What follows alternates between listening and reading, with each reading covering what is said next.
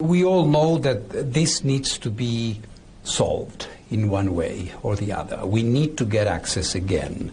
And I don't think even Iran would deny this. The problem is that they are not doing it. They are putting conditions. They are, coming up with certain positions which are, for us, not accurate.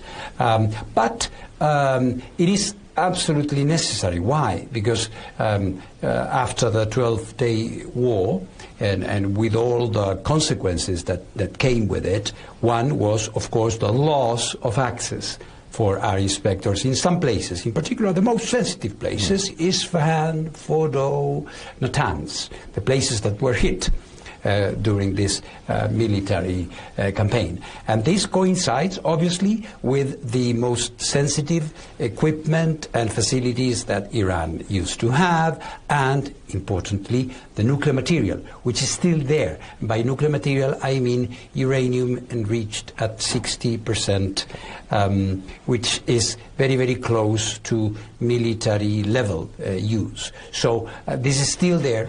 We need to ascertain, confirm what it is, that it has not been diverted, and we haven't been able to do that.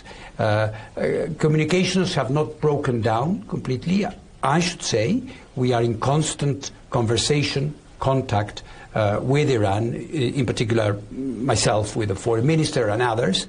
So we are trying to reconstruct that work, that activity, not for the sake of a bureaucratic need that we need to check box and go back and inspect. It's because one of the reasons that what happened, and I'm not passing judgment on that, but it happened, was because the sense in some places that this was leading to a military development.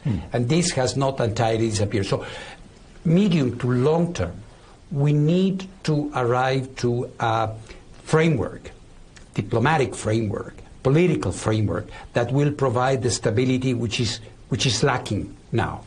Two questions from that. So you want your inspectors in there and to be given a free hand as much as that's possible? Well, that is, I say it respectfully, is an obligation of Iran. For as long as they want to remain as a party to the Treaty on the Non-Proliferation of Nuclear Weapons. If they decide otherwise, it's another story. But you cannot be in a regime. You cannot say that you are a law-abiding citizen and not pay your taxes. Let me put it that way. They have to comply with this. And so we can reconstruct this relationship on a normal footing. The greatest nuclear safety risks now, in 2026, after an unusual, extraordinary year in 2025, but we're seemingly in an even different field again this year. So what's the greatest threat in terms of nuclear power, do you think? Well, it depends on how things evolve.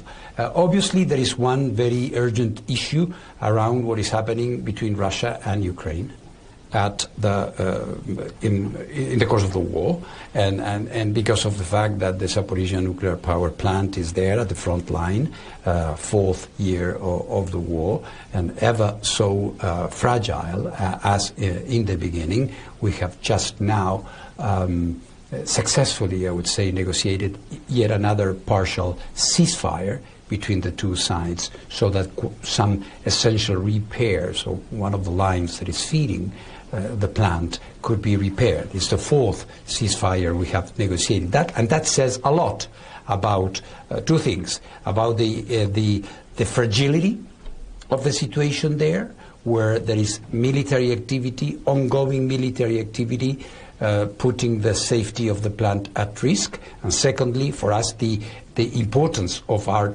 work there, and the need for us to be present there, to talk to both, to try to calm things down at certain moments where there is a very fragile situation.